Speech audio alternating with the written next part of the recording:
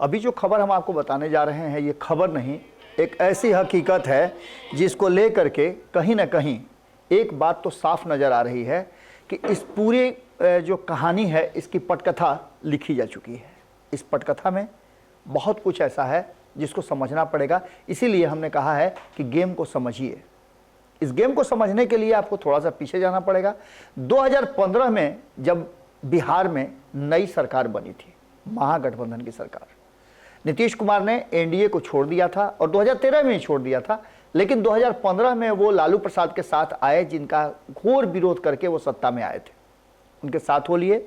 और सभी चीज़ों को अलग करते हुए नीतीश कुमार ने एक बात कही थी जिसका विवेचना तब भी हमने किया था और एक बार फिर से आपको हम बता रहे हैं। इसको हमने कई बार आपके सामने रखा है कि उन्होंने कहा था कि चंदन विष व्यापत नहीं, लिपटत रहत भुजंग।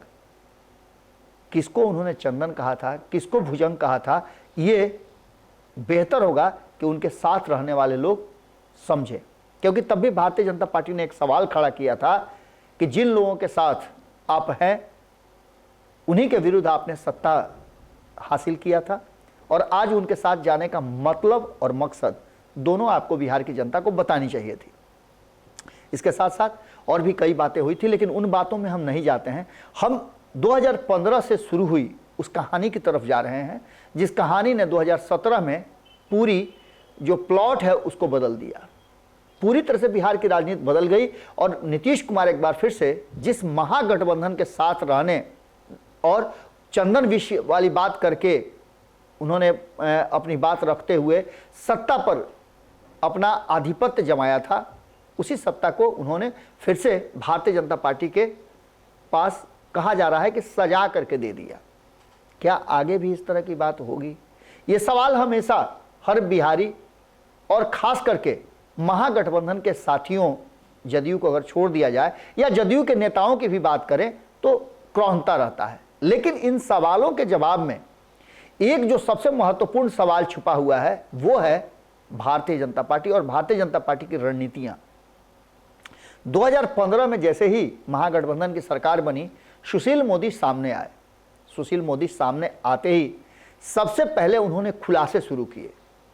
हर मंगलवार को आप याद कीजिए, लालू प्रसाद, उनके परिवार और उनके जो करीबी हैं उन पर नए नए खुलासे रोज होते थे और अंततः नीतीश कुमार को 2 साल में ही ये फैसला लेना पड़ा कि नीतीश कुमार अब महागठबंधन के साथ नहीं चल सकते। हालांकि कारण कई बताए गए थे।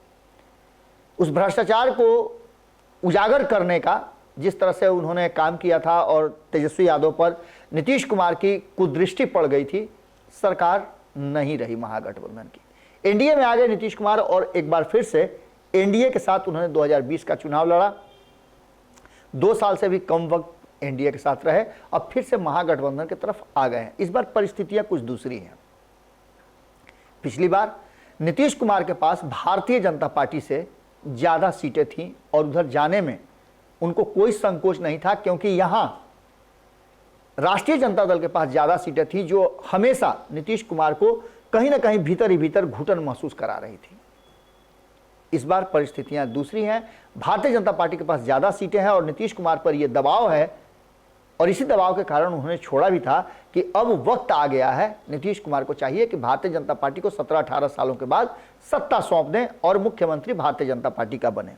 नीतीश कुमार के साथ सामंजस्य बिठाने के लिए और नीतीश कुमार के हिसाब से सरकार चलाने के लिए भारतीय जनता पार्टी ने कहा जा रहा है कि हार्डकोर नेताओं को किनारा करके सॉफ्ट नेताओं को नीतीश कुमार के साथ जोड़ा, जिससे कि ये सरकार में किसी तरह का कोई समस्या नहीं हो। लेकिन आप आग को कितना तोप करके रख सकते हैं?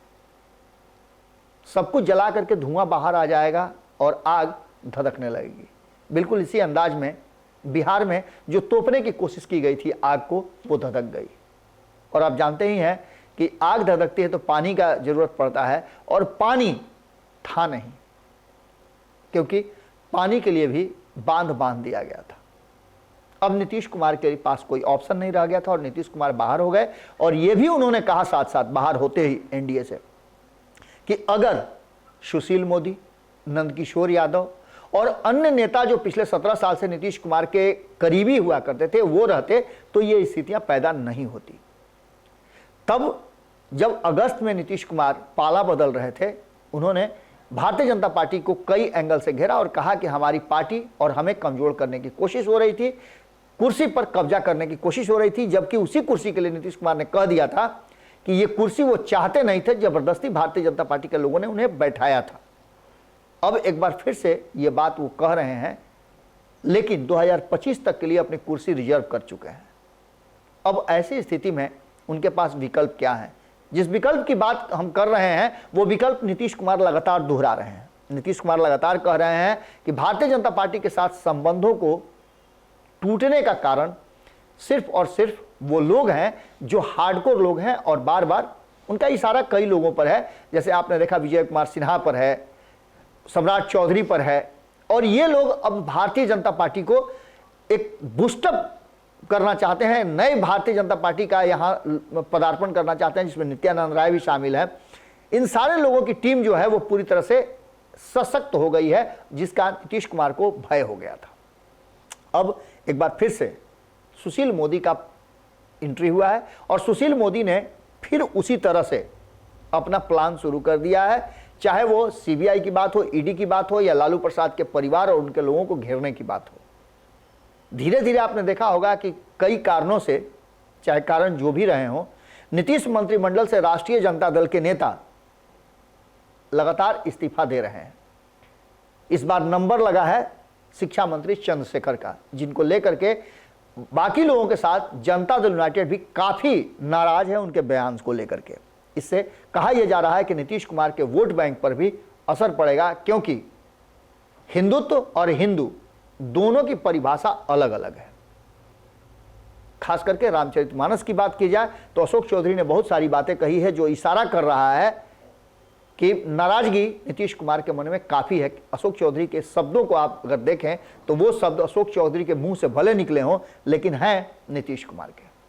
इन सारी बातों के बीच तेजस्वी यादव नीतीश के बीच में फिर से सुशील मोदी, छोटे मोदी का आगमन हो गया है, और इनकी एंट्री होने के बाद मिशन ब्रेकअप की तरफ अब देखा जा रहा है। कहा यह जा रहा है कि जिस तरह से लालू प्रसाद पर गृह मंत्रालय ने जमीन के बदले नौकरी वाले मामले पर केस शुरू करके और उस पर छानबीन करने का, जांच का दायरा बढ़ाने का आदेश ले लिया है, उसके बाद से मामला और गंभीर होता जा रहा है। वहीं शिक्षा मंत्री को लेकर के भी सुशील मोदी ने अब एक नया मोर्चा खोल दिया है और बिहार के लोगों के भावनाओं को आहत करने वाला बताते हुए उनके इस्तीफे की पेशकश करने की बात की है। कहा है कि उनके इस्तीफे जरूर लिए जाएं, नहीं लिए जाएंगे तो बिहार में माहौल गड़बड़ाएगा और ऐसी स्थिति में नीतीश कुमार के लिए आगे सरवाइव करना बहुत कठिन होगा। सबसे बड़ी बात है कि नीतीश कुमार से ज़्यादा नीतीश कुमार के पार्टी के लोगों के लिए ये कठिन दौर चल रहा है, क्योंकि एक तरफ उन्हें सामंजस्य से राष्ट्रीय जनता दल से बैठाना है, वहीं 2024 और 25 का चुनाव भी लड़ना है। ऐसी स्थिति में सुशील मोदी की एंट्री क्या गुल खिलाती है, देखना दिलचस्प होगा। एक बार फिर से कई तरह के प्रयास और कयास शुरू हो चुके हैं। प्रयासों में जो नज़र आ रहे हैं उसमें लग रहा है कि नीतीश कुमार के लिए एक बार फिर से, भले ही सब कुछ बंद होने की, रास्ता खत्म होने की बात की जा रही हो, लेकिन भारतीय जनता पार्टी की एंट्री कुछ अलग कहानी कह रही है। देखना दिलचस्प होगा कि बिहार की राजनीति में आगे क्या कुछ होता है। जुड़े रहिएगा भारत लाइव के साथ, खबरें लगातार जारी हैं। एक बार फिर से आप सभी को मकर संक्रांति की बहुत बहुत बधाई। अगर ये वीडियो पसंद आई और वह बिहार के राजनीति और बिहारियत से सरोकार रखेनी तो सब्सक्राइब बटन दबा के चैनल के सब्सक्राइब कर ली। ओजे एगो घंटी बा, ओकरा बटन दबा देला से कुल सटीक और मारक खबर रुआ मुफ्त में मिल जाई। अगर रुआ पत्रकारिता के हमनी के नया प्रयोग में सहयोग कर चाहतानी तो ज्वाइन बटन दबा दी। पेटीएम नंबर नोट कर ली 9386816700। धन्यवाद।